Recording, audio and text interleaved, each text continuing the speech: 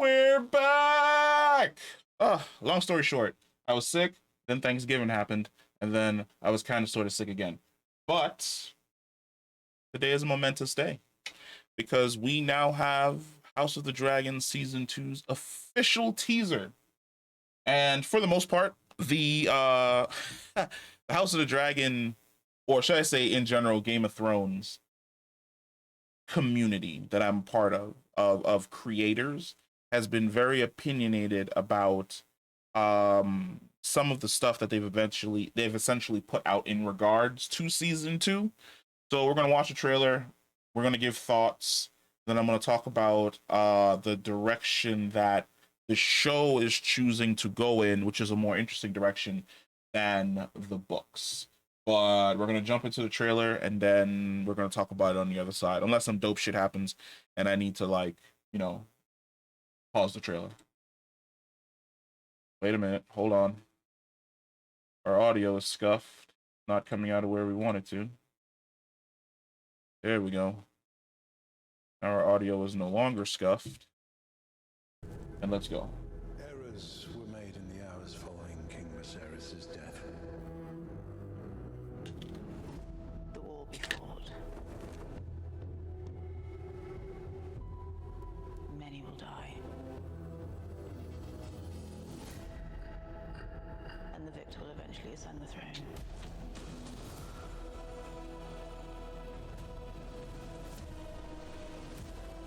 There is no war so hateful to the gods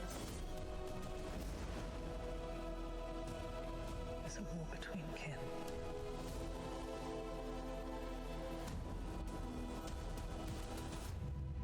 And no war so bloody as a war between dragons.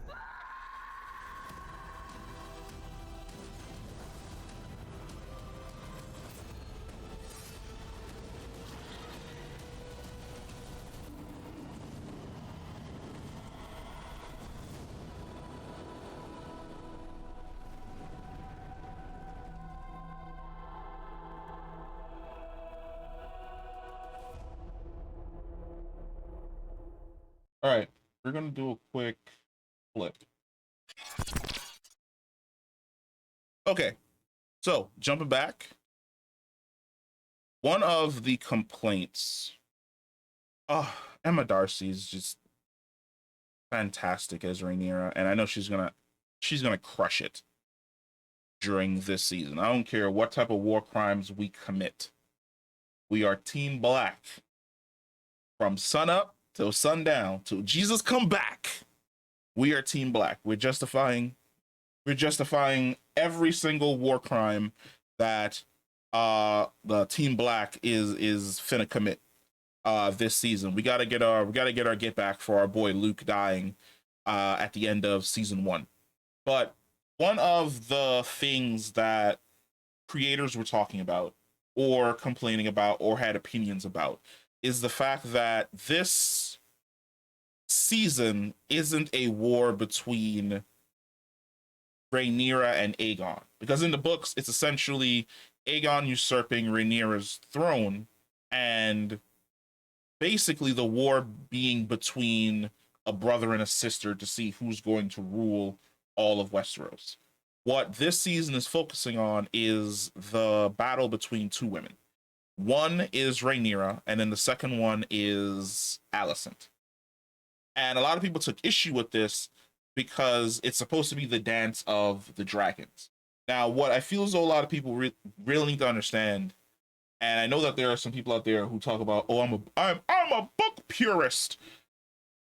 Fire and Blood is not a book that you can read and take seriously. And what I mean by that is Fire and Blood is the Game of Thrones equivalent of the Historia Augusta. And if you've never done Roman history, basically the Historia Augusta for a long time was a compendium of the history of all of the Roman emperors, everyone who's ever held the title of Augustus. And for the longest time, people took it whole cloth. They took it seriously until actual serious historians did the work to basically go back and confirm a lot of the information in Historia Augusta only to discover that Historia Augusta was, for the most part, bullshit. It was based on rumors. It was based on third, fourth, fifth, sixth hand accounts of emperors and different situations that occurred during their reign. It used the most negative light that a person could be painted on, which was the light from or the outlook of somebody who is an enemy who despises that person, and then took their viewpoint and then applied it to that emperor in general. Like, for instance, if you were to do Roman history on the Emperor Nero, Nero was looked at as a narcissist, and they said that he fiddled while Rome essentially burned. In truth, Nero played the liar. Um, and when the Great Fire of Rome occurred, he dispatched what was essentially the Roman firefighters back then to basically run around and put out the fire as fast as possible, then poured money into the city to rebuild the buildings that were essentially destroyed. Now, did he take some privileges and expand the imperial palace? Of course he did. He's a rich guy. He's going to do ignorant shit. But for the most part, the way in which he is portrayed in history books, and especially in Historia Augusta, is of just like this madman who burned Christians on the stake every single fucking day. That is what Fire and Blood is for the Game of Thrones universe. It is not a book that is to be taken at face value. What you are reading is the accounts and the viewpoints of certain individuals who are biased in regards to other individuals.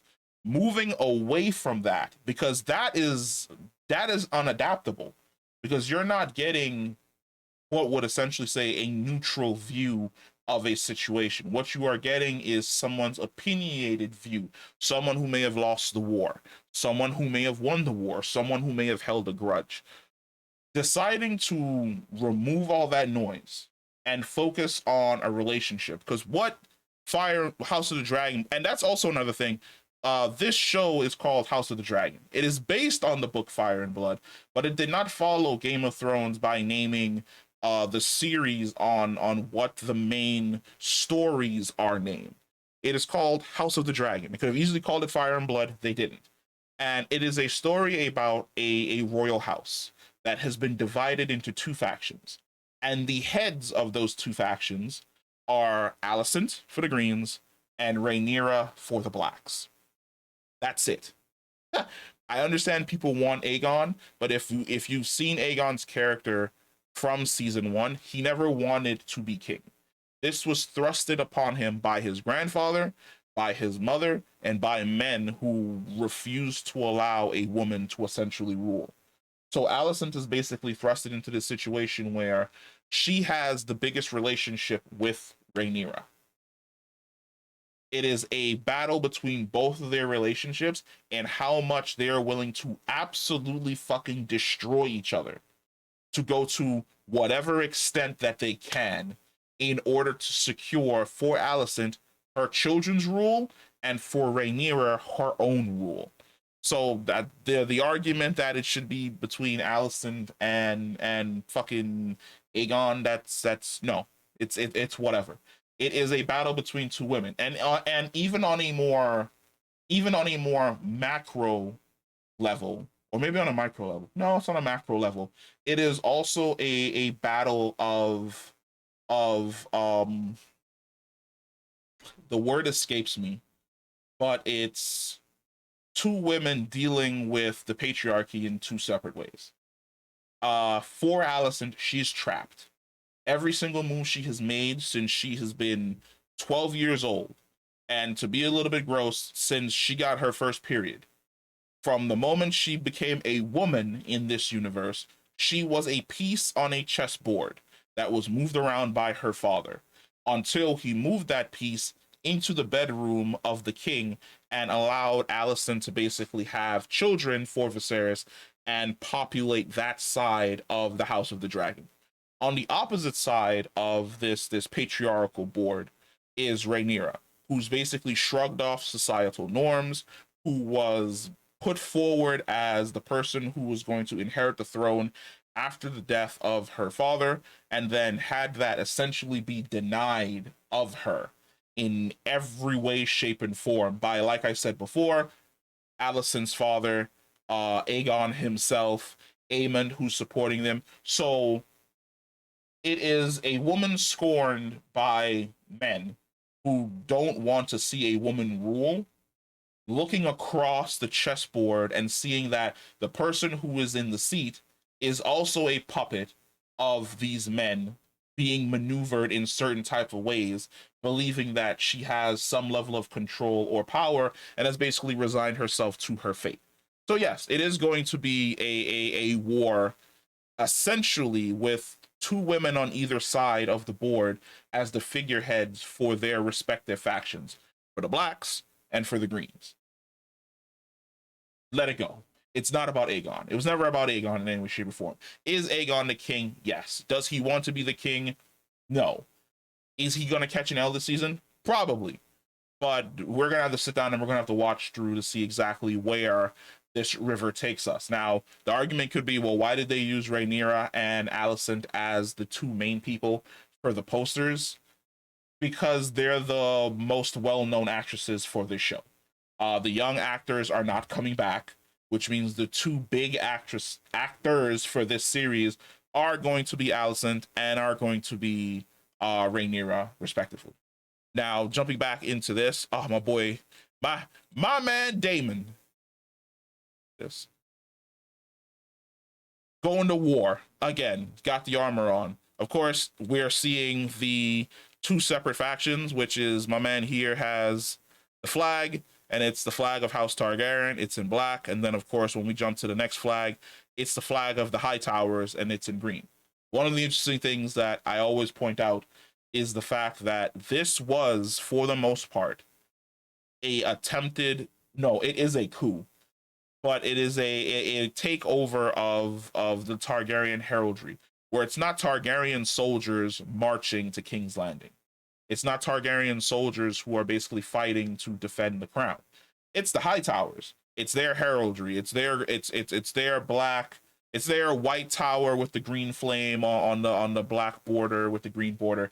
Yada yada yada. It is the division between both of these houses, showing who's in power and who's pushing both of these forces essentially towards war. Of course, we're going to have the multiple different houses that are going to side with both of the factions. I want to say that these forces here are with the High Towers because I see High Tower banners in the background. Of course, you've got Otto Hightower, scheming ass, plotting ass. Can't wait for him to catch his L, bitch ass.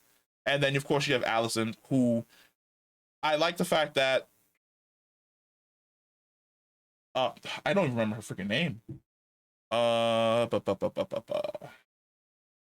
That means something. I don't want to just throw the wrong names out there, and I'm horrible with names. Olivia Cook. Crazy that I completely forgot that. One of the things about Olivia Cook, the way in which she played Alicent, you can feel bad for her, but at the exact same time, look at the decisions that she's made and go, you basically put yourself in this position. You're the one who pushed for Aegon instead of Rhaenyra, even though Rhaenyra has been the person who was supposed to get the throne since forever. All of the fire, all of the blood, all of the death can be put at your feet because you chose to elevate your son and plot with your scheming bitch ass father to essentially push for his right to take over. And then, of course, as we see here with the heraldry, which is the green with the golden dragon, which once again colors of the High Towers to show who is actually in power and who's in charge. The execution of lords who have decided not to essentially side with them because they see it as a usurpation of what they agreed to. If the because Cregan Stark should be the Stark in charge. If Cregan's father was alive and he was in King's Landing, he would also have been executed. Because he would have disagreed. He would have said, no, I came all the way down here and agreed with Viserys that the person who was going to inherit the Iron Throne next was his daughter. I cannot stand by this usurpation. He would have most certainly been executed expeditiously without without any cause. Of course, we see Rhaenyra with her crown, her father's crown, sitting in the throne room. A flashpoint back to Alicent, and then there's a really nice shot of. I thought there was a really nice shot of Aegon. This is once again back on Dragonstone, where they're basically plotting on how exactly they're going to take King's Landing, sending out the ravens and the letters to the different lords to see who's on their side. Corley is realizing that he's going to be dragged into another fucking war because of Targaryens. Daemon in a Godswood. I do not know where this Godswood is, but that is a Godswood tree behind Daemon. I do not believe there's a Godswood on Dragonstone. I may be wrong. I know Dragonstone has the cave belonging to the Children of the Forest. I'm not sure if there's a Godswood there, but wherever the hell Daemon is, there's a Godswood. There's a chance that this might be Harrenhal, but we will have to see. Of course, Aemon, Dragon Eaten, plotting ass. The Iron Throne. I don't know. While I like the fact that this Iron Throne looks more like the Iron Throne from the books, the Iron Throne from the books is just way cooler than that Iron Throne. Like, the Iron Throne from the books is, if I can get a good picture of it, like, it is a fantastic looking, just, it is a monster. Are there any really good pictures? Iron Throne books. Why are all these pictures so damn small? What the hell? Maybe this one.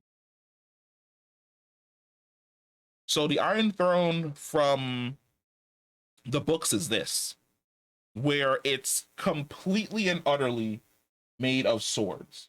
From top to bottom, the entire thing is made of swords. The steps are made of swords, the sides are made of swords, the seat itself is made of swords. It's all swords in the background as well. Don't get me wrong, that is okay, but it does not look as cool as this. Like, it doesn't look as cool as that at all. So, you know, it's I prefer this over how it looked in the original Game of Thrones, but the way in which it is in the books is just, I don't think they'll ever be able to catch it. And then of course in the background you've got the heraldry for the High Towers, once again, the golden dragon on the green field. And it's always interesting to see that every single time the Targaryens have a civil war, it's always the Targaryen sigil with some type of like weird change to the color scheme. I don't know where this is. This could be King's Landing. This could be somewhere else. But that is the look of a woman who may or may not have just lost some folks. May or may not have just lost some kinfolks. If you know, you know. So I'm really thinking that this may be after that event essentially occurs. This looks like it's a standoff between both Rhaenyra and Aegon, because Aegon has Sunfire, Sun Scale, Sun something, the Gold Dragon, and then of course you've got Rhaenyra and her dragon as well. No, I take that back. Aegon does not have. Wait, isn't Aegon's dragon gold? I could have sworn. Aegon. He's Aegon the second, right? Aegon the second. Dragon. I could have sworn Aegon's dragon was gold. Isn't it Sunfire? Let's see. Aegon the second. Viserys, Rhaenyra, Dancer Dragons. Yeah. Sunfire. And Sunfire looked like this. I don't know why I thought that was Sunfire. Like it looks a lot like Sunfire. If you ask me, it looks a lot like Sunfire. But it is not Sunfire. That would be Rhaenyra's dragon. Rhaenyra's dragon is, and you gotta forgive me, like attempting to Cyrax. Attempting to remember like all the, oh never mind. Cyrax does look a lot like Sunfire. Just wait, is Cyrax Sunfire's mother? Which is a good question.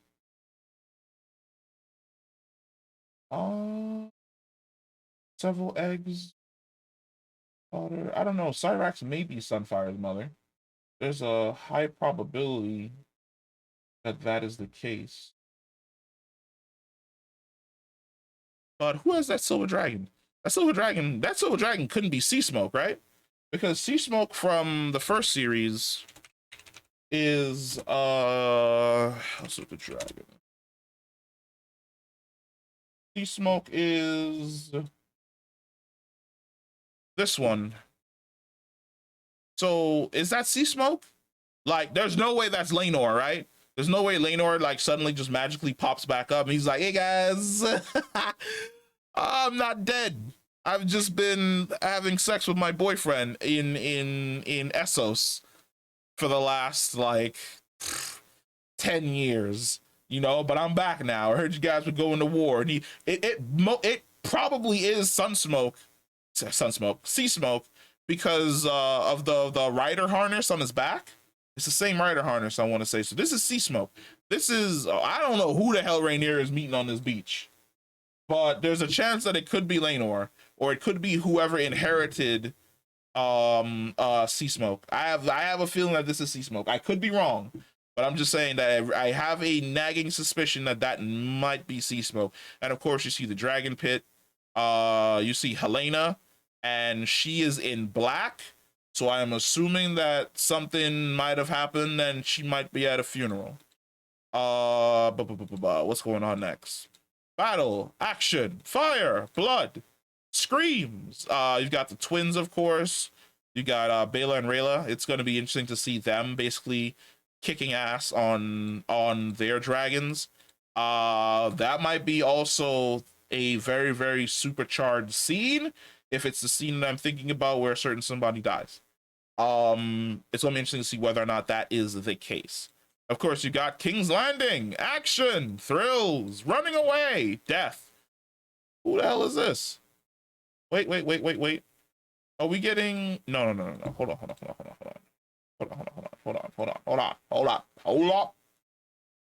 Drop that playback speed there, player. This. Wait. Looks as though there is some tension inside of King's Landing. But these guys, who is that? Maybe not of these guys. Guy, question mark. Might be a guy, but also pretty enough to probably be a woman. There are a lot of prolific women who end up fighting in the Dance of Dragons. For a lot of them for the North. So it is a high. I can't even see the symbol on the stomach. It's something. It's like a horse. I don't know. It's a red horse. Who has a?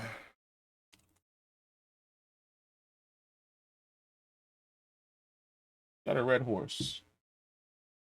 House Bracken.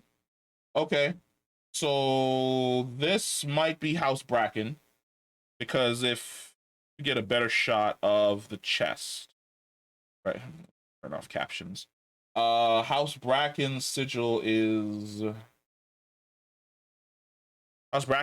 this, and this looks a lot like the sigil that's on this person's chest, and that would make that person possibly. Let's see. Bethany Bracken? No, it's too soon for her.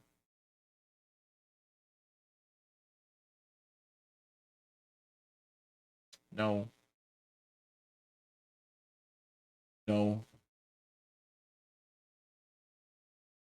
Could be Amos. It could be Amos Bracken. There's a high possibility.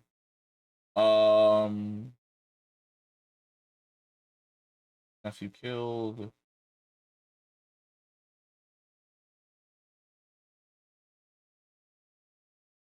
Four of the Five Kings. Yeah, no. It's a Bracken. I don't know which Bracken. But House Bracken belongs to, if you remember that kid who completely ran that other dude's shit And by that kid, I'm talking about hold on, let's see if we can find that video.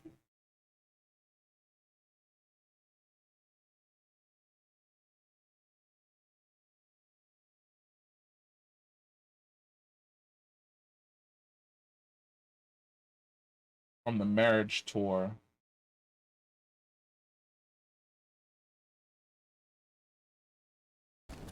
So if you remember this scene from the marriage tour where you have Willem Blackwood, and he ends up getting into a little shit talking with House Bracken dude, same symbol on his chest as the other person, and then he ends up drawing his sword and killing the Bracken guy. Yeah, no, the Brackens end up siding with the Greens. They end up on Alicent's team, and the Blackwoods end up on the side of Rhaenyra, and the Blackwoods and the Starks are going to run the Bracken shit. And that is all you need to know. It does not work out well for the Bracken. Of course, we're back. More fire. Caraxes, my boy Damon. Oh no, that's a... Oh god. This scene is going to fucking break me. And I'm not even going to go into it because I want a lot of people to go into this just blind. But just know, you're going to feel a certain type of way when this bullshit happens. Of course, back to more intrigue, battles, suspense. Now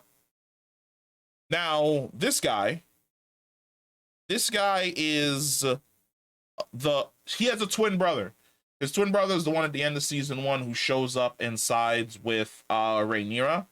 These two will eventually fight. And it is the House of the Dragon's version of Clegane Bowl. It is one of the most chivalrous, just paladin type duels ever, where it's just like both swords are drawn and it's like to the death. Twins fighting each other on both sides of the battlefield. Of course, we get more Aemon, and we get a shot of, I want to say this is Rhaenyra. Yes, it is Rhaenyra. But of course, we got Aemon with Vhagar. God, Vhagar is fucking just huge. Like the sheer size, the ridiculousness of it all. Flying off the battle. Who knows? Who knows at all? I don't think anything else happened after the end of that. No. But yeah. I'm fucking excited. I cannot wait for House of the Dragon to drop. I'm gonna be having an absolute fucking ball. We're gonna be doing videos like every single fucking day about every single aspect of the show and every single thing that basically happens. So yeah, we're just basically sitting around waiting for season 2 to arrive so that we can have a whole lot of fun. What was the scene that I had been on before? It's this one right here. But yeah, let me know what you think about House of the Dragon. Comment down below. We're gonna be back to making videos again. We're also gonna be back to streaming again and putting stuff on the gaming channel. So if you want to follow the stream, the link is gonna be down in the description. And we will catch you in the next one.